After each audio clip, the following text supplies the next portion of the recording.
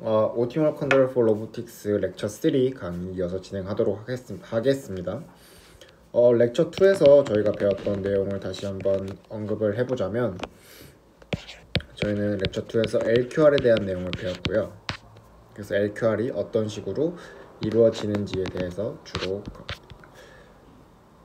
공부를 해봤었습니다. 그래서 LQR의 특징을 다시 한번 복습을 해보자면, 리니어 시스템일 때, 리니어 다이나믹스일 때, 그리고 쿼드라틱 코스트를 가질 때의 특수한 경우에 우리가 해밀토니안 자코비 벨만 이퀘이션의 PDE를 생각보다 쉬운 형태로 변형이 가능하다라는 것까지 저희가 공부를 했었습니다. 그래서 LQR의 특수한 식, 즉 선형 다이나믹스와 쿼드라틱한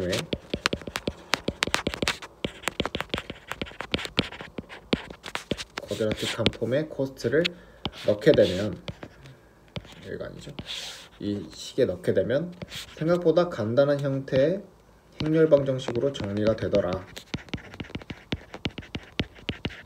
그리고 그 행렬 방정식이 리카티 방정식이더라. 그래서 이 리카티 방정식을 풀게 되면 이제 S 행렬을 얻을 수가 있게 되는데, 베타 U 스타와 S 행렬을 얻을 수가 있게 되는데, 이 S 행렬은 우리가 정리를 했을 때 이렇게 비용함수의 최적 비용함수의 비용 행렬이었더라. 그래서 이걸 알게 되면 우리는 최적 비용함수를 알게 되는 것이니, 최적 제협력과 최적 비용함수 둘 다 구할 수 있게 되는 LQR을 이용한 최적화 문제를 풀 수 있게 되더라 까지가 저번 시간의 내용이었습니다. 또한 저번 시간에 LQR의 특징 중 하나는 선형 시스템이어야 한다, 그리고 쿼드라틱 코스트여야 한다 였는데, 만약에 비선형 시스템, 실제 로봇 시스템들은 거의 다 비선형 시스템을 관장하기 때문에 LQR이 그러면 효용도가 떨어지는 거 아니냐 라는 의문이 생겼었죠. 근데 거기서 이제 저희는 나아가서 그럼 LQR이 비선형도 리니어라이즈를 할 수가 있는가 또한 검증을 해봤었습니다. 그래서 만약에 저희의 시스템이 이렇게 있을 때, 그래서 원래는 선형 시스템이라면 이렇게 나와야 할 텐데 비선형 동력학이기 때문에 이렇게 나오지 않고 이 식만 가지고 있었습니다. 그래서 이걸 해결하기 위해서는 우리는 이퀄리브리엄 포인트나 스테디 스테이트, 즉 평형점을 사용을 했었습니다. 평형점을 사용을 하게 되면 이런 x바라는 에러텀의 형태로 식을 정리할 수가 있게 되고, 또한 제어 입력도 u바라는 형태로 에러텀으로 수정을 할 수가 있었습니다. 그렇게 되면 x바 돛은 x돛과 미분했을 때 똑같기 때문에, x0는 평형점에서의 그 상수기 때문에 똑같이 등호 관계가 성립이 되고, 이것은 곧 리니어 시스템이 되겠죠.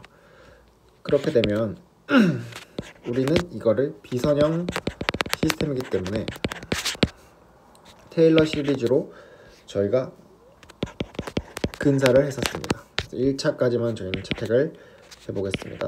그러면은 이렇게 해서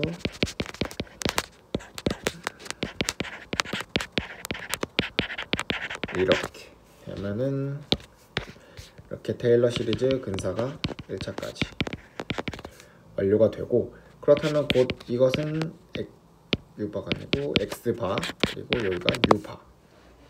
그러면 우리는 이 X바 돛이라는 건 결국 파셜 fx의 X바 플러스 파셜 f 파셜 u의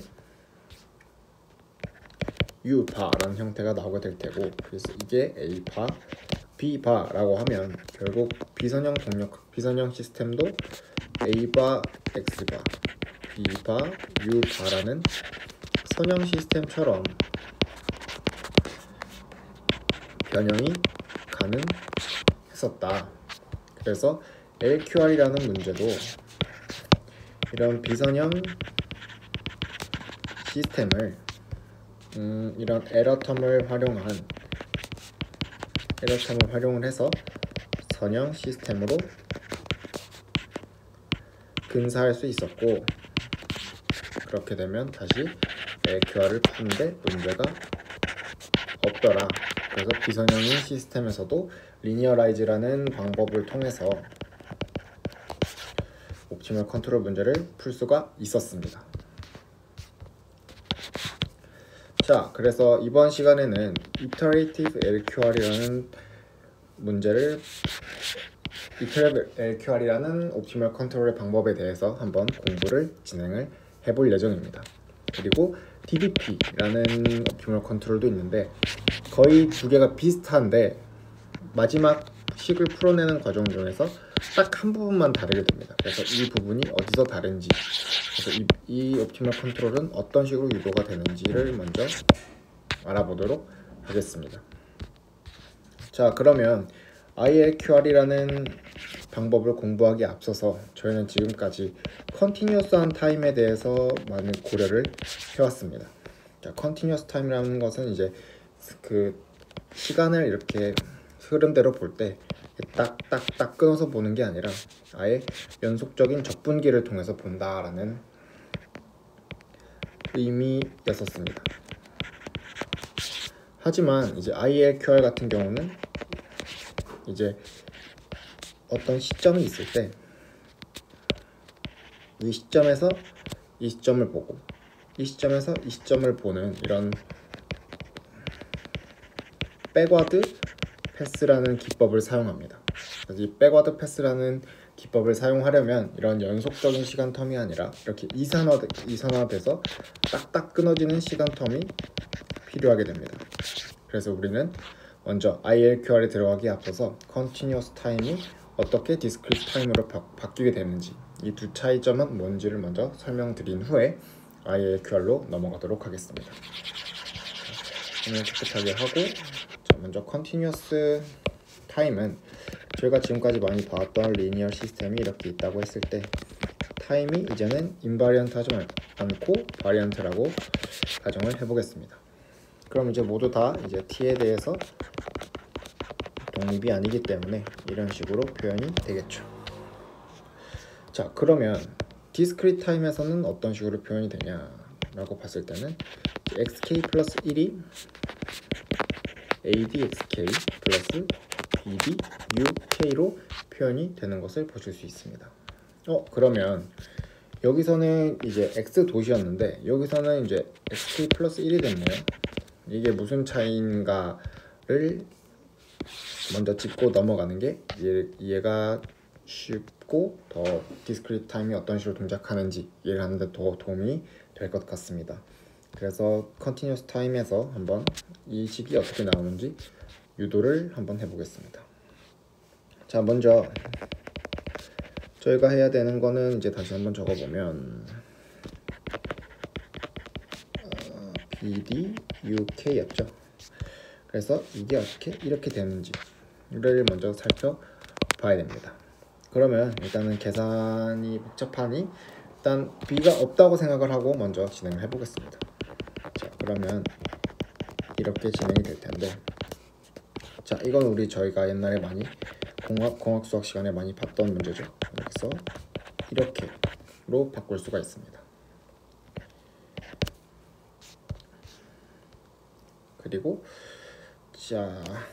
그리고 어떻게 하냐면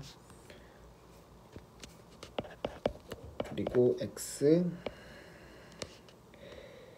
k 플러스 1 델타 t, 그럼 xkt가 eatk의 x 제로가 되겠고 xk 플러스 1은 t의 2의 atk 플러스 1의 x 제로가 되겠죠. k 시점이라고 했을 때. 자, 그러면 x k 플러스 1, 그럼 이거는 이제 x k 플러스 1의 델타 t라고 표현을 할 수가 있고 2의 a의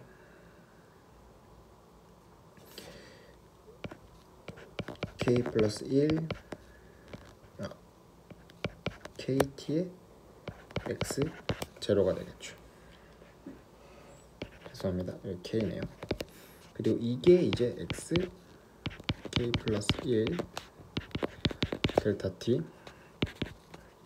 이게 a의 k 플러스 1의 델타 t의 x 제로가 되겠고, 이제 이거를 a 델타 t x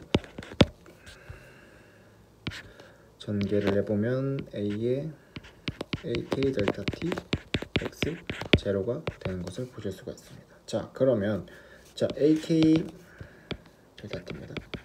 이렇게 했을 때 이거랑 동치기 때문에 이 a의 델타 t는 x a 델타 t가 되고, 이게 곧 a 델타 t는 x k가 되겠죠.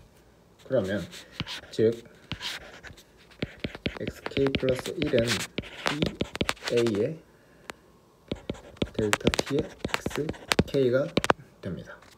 자, 그러면 이거를 이제 ad라고 놓게 되면 xk 플러스 1은 ad의 xk 꼴이 나오는 것을 보실 수가 있습니다. 자, 그러면 이제 저희는 이거를 날리고 풀어봤었죠. 이제 이거를 붙인 상태에서도 이렇게 바뀔 수 있는지를 봐보도록 하겠습니다. 자, 계산의 편의성을 위해서 이번에는 좀 원디멘전으로 한번 봐보도록 하겠습니다. 그래서 x돛은 ax 플러스 buk가 되겠는 t 플러스 buk가 되겠네요. 여기서 왜 얘는 t에 대해서 고려하지 않느냐 라고 했을 때는 여기서는 어떤 가정이 필요합니다. 지금 저희는 t와 t 플러스 델타 t 사이에서 보고 있기 때문에 이 t와 t 플러스 델타 t 사이 델타 t가 너무나 미소해서 uk가 변하지 않는다 라고 가정을 하고 문제를 풀어보도록 하겠습니다. 자, 그렇게 되면 xt의 buk가 되고, x돛은 x돛 빼기 ax가 buk가 되겠죠. 자, 그러면 이제 여기에 양변에 제가 마이너스 2at를 곱해보도록 하겠습니다. 자, 그러면 이게 어디서 많이 보던 식으로 바뀌게 됩니다. 이 마이너스 at의 xt를 미분한식과 같아지게 되죠. 그리고 이 친구는 그대로 적어줍니다. 그랬을 때 양변을 델타 dt에 대해서 적분을 해주면, 자, 그리고 적분 구간을 저희는 tk와 tk 플러스 1로 잡겠습니다. 여기도 tk와 tk 플러스 1로 잡겠습니다. 자, 그렇게 되면은 적분을 해보겠습니다. e 마이너스 a tk 플러스 1 sk 플러스 1 빼기 e 마이너스 a t k겠죠. sk 이렇게 되고, 여기는 이렇게 됐는데 uk는 t에 대해서 인바리언트 하니까 상수로 빠져나올 수가 있겠죠. 그럼 여기는 뭐가 적분이 될지 모르겠지만 별 곱하기 uk 이런 식으로 정리가 될 것입니다. 그리고 이제 이 부분을 아까와 같이 다시 정리를 해보면 e 마이너스 a의 t 플러스 델타 t xk 플러스 1이 되겠고, e 마이너스 a의 tk xk를 반대로 넘기겠습니다. 그러면은 별의 uk가 되겠죠. 그러면 이제 양변으로 이거를 이 식으로 나눠 보겠습니다. 그러면은 얘랑 d 플러스 델타 t였으니까 전개를 해보면 곱하기 2 a 델타 t의 xk 플러스 1이었고, 양변을 얘랑 나눠주고, 얘도 나눠지겠죠. 상수 얘도 나눠주면 양변에 2의 델타 t를 곱해주는 꼴과 같죠. 그럼 xk 플러스 1은 EA 델타 T XK, 그리고 여기는 뭔지 모르지만 뭐 계속 변형을 했으니까 별에서 바뀌어서 별 프라임이라고 하겠습니다. 자, 그럼 이런 형태가 나오게 됩니다. 자, 그러면은 이 부분을 저희가 AD라고 하고 여기를 BD라고 하겠습니다. 자, 그러면 저희 컨티뉴어스에서 봤던 AXT는 결국 디스크리트한 곳에서 디스크리트하게 바꾸게 되면 XK 플러스 1, XK, ED, UK로 바뀌게 된다라는 것을 저희가 증명을 했습니다.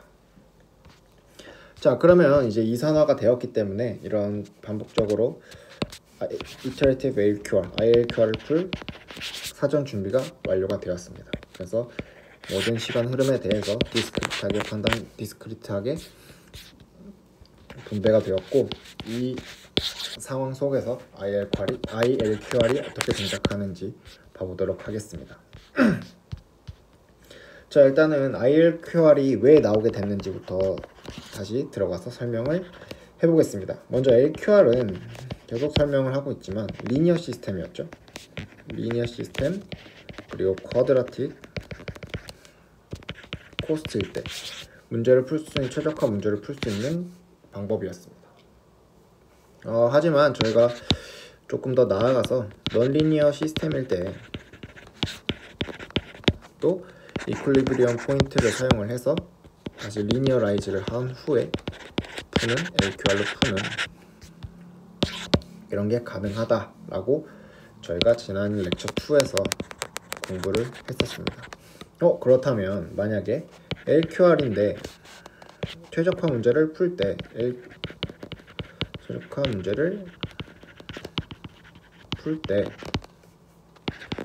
쿼드라틱 코스트가 아니라면, 그러니까 넌 컨벡스한 코스트라면 LQR이 적용되지 않는다라는 문제를 발견을 하게 됩니다. 자, 그러면 넌 리니어하고 넌 컨벡스한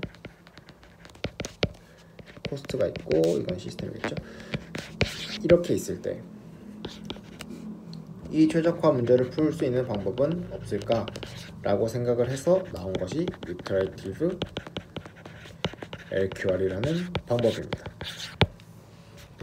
그래서 이 Iterative LQR이 어떤 식으로 풀리는지 조금 자세하게 들어가서 설명을 해보도록 하겠습니다. 자, 이제 저희는 이산화를 시켰기 때문에 이 식들을 다시 한번 이산화로 복습해볼 겸 다시 적어보겠습니다. 자, 이거는 그럼 xk 플러스 1에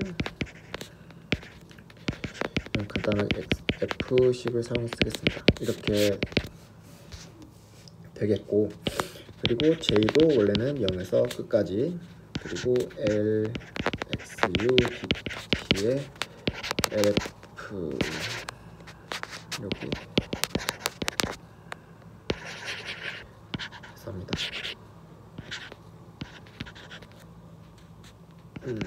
쿼드라틱이라고 가정을 하겠습니다.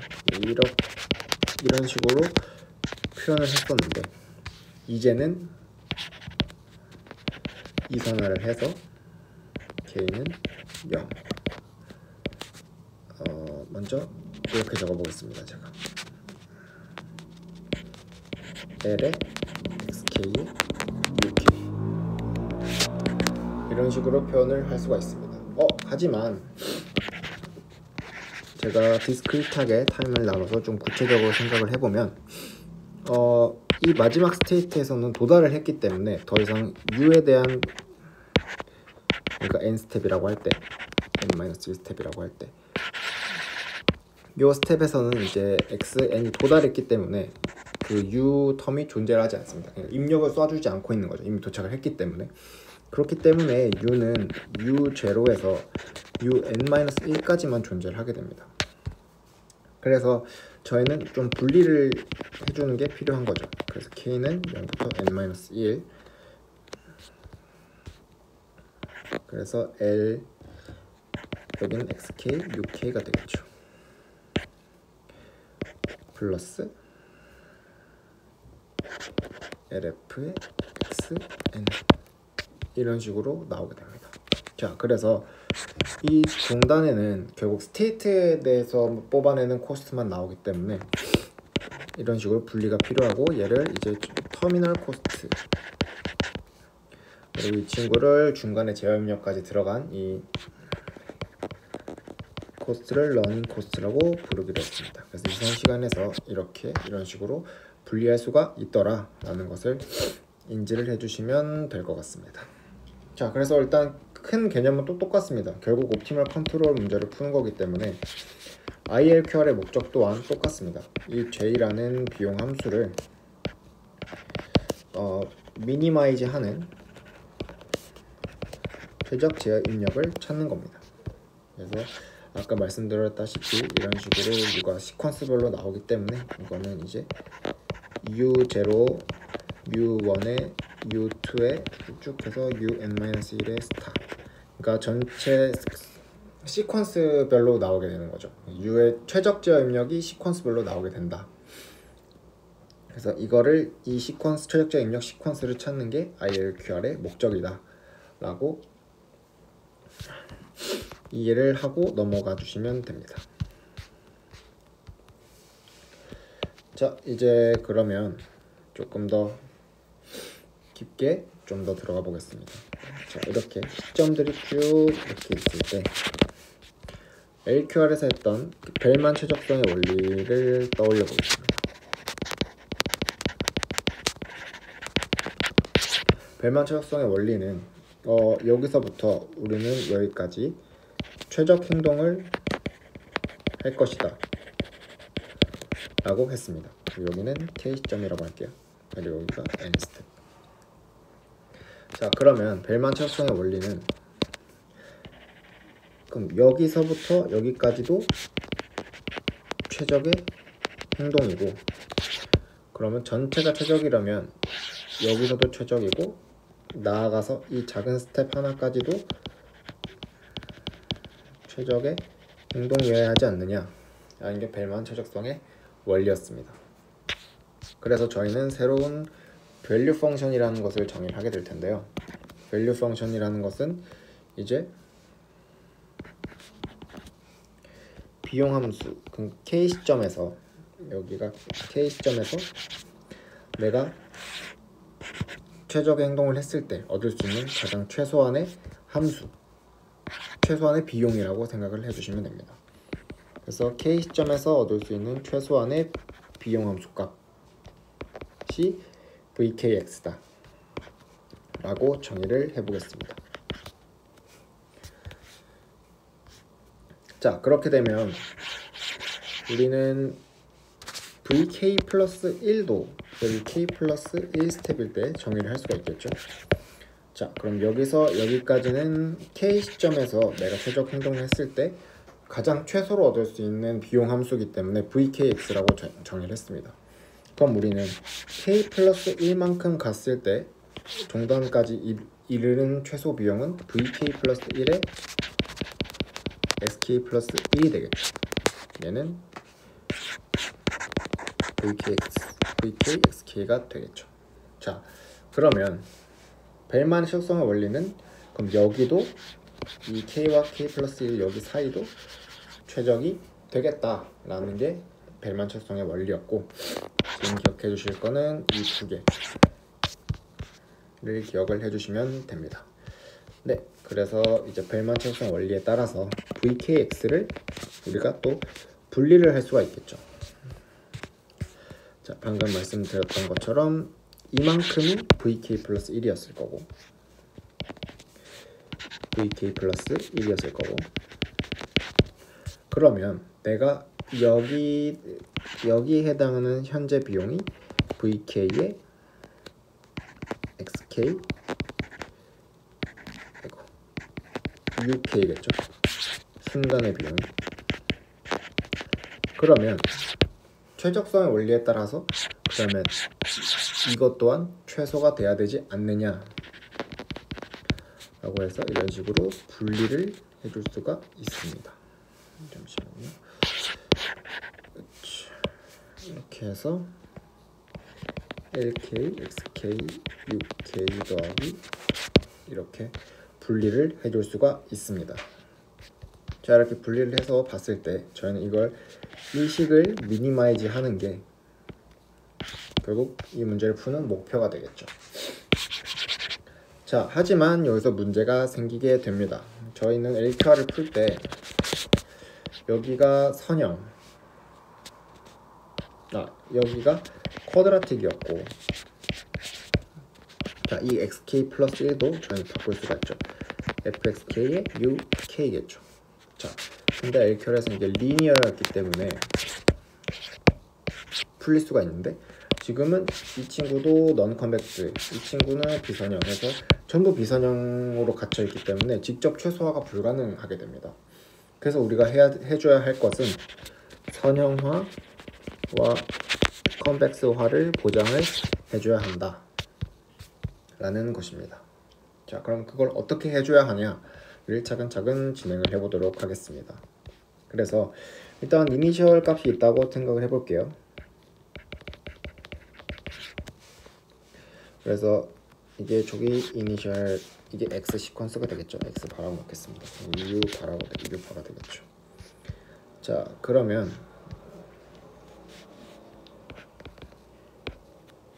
xk를 xk 바에 최적 이 이니셜 값이 무조건 최적일 수가 없기 때문에 저희는 여기에 조그마한 값들을 추가해가면서 어떤 값이 추가했을 때 코스트가 어떻게 변하는지를 살펴봐야 됩니다. 그래서 이 숫자를 계속 바꿔서 넣어가면서 코스트가 가장 작아지는 때는 언제인가, 그럼 그 값이 최저값이 되겠다라는 개념인 거죠. 그래서 저희는 xk는 xk 바 플러스 델타 x k라고 넣을 수 있겠습니다. 그리고 uk는 uk 바에 델타 uk로 놓겠습니다. 자, 그러면 저희는 이제 위에서 말씀드린 것처럼 델타 x랑 델타 u를 바꿔가면서 코스트 값이 어떻게 변하는지를 살펴볼 수가 있습니다. 그럼 이게 바꿔 말하면 델타 x, 델타 u에 따라서 코스트 값이 바뀌는 함수다 라는 그게 되겠죠. 그러면 함수 값이 나오는데 그게 델타 uk와 델타 k에 대해서 결정이 되는 비용 함수다 라고 저희가 쓸 수가 있겠습니다. 자, 그러면 저희는 아까 Q를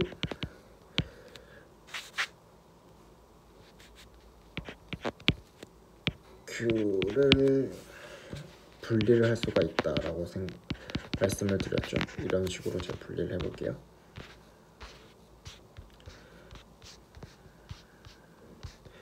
자, 그러면은 델타 SK 플러스 이렇게 먼저 쓰겠습니다. LXK 플러스 VK 플러스 1 F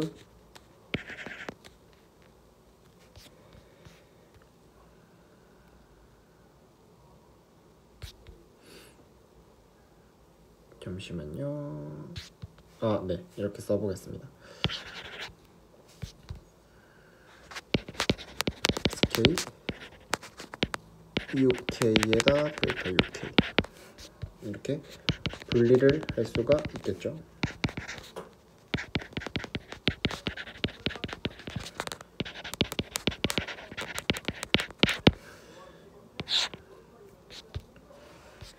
자, 그러면 이제 이 함수를 테일러 익스펜션을 시켜볼 수가 있습니다.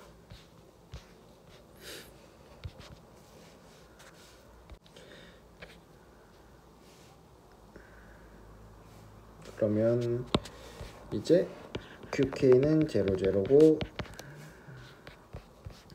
이 비용 함수를 왜 테일러 익스펜션을 시키냐면 결국 저희가 원하는 건 모두가 비선형이었고 넌 컨벡스한 비용 함수였잖아요. 근데 이 문제를 풀려면 리니어와 쿼드라틱한 폼으로 바꿔야 되기 때문이죠. 그래서 Q는 비행 함수이고 이 비선형이었던 Q를 근사화를 통해서 테일러 익스펜션을 통한 근사화를 통해서 2차 텀으로 만들어주는 작업을 저희는 하고 있는 겁니다. 그래서 다시 정리해보자면 비선형이었던 비볼록이라고 하는 게 좀 더 직관적일 것 같아요. 비볼록이었던 코스트 함수가 있었는데 얘를 쿼드라틱으로 바꿔주고 싶다 라는 게 저희가 주목할 점인 거죠. 그래서 이거를 테일러 익스펜션을 통해서 쿼드라틱 어프록시메이션을 하겠다라는 것입니다. 그러면 다시 정리를 해보자면 이런 식으로 정리를 할 수가 있는데 공간이 없어서 더 지웠다가 했습니다. 자, 먼저 그렇다면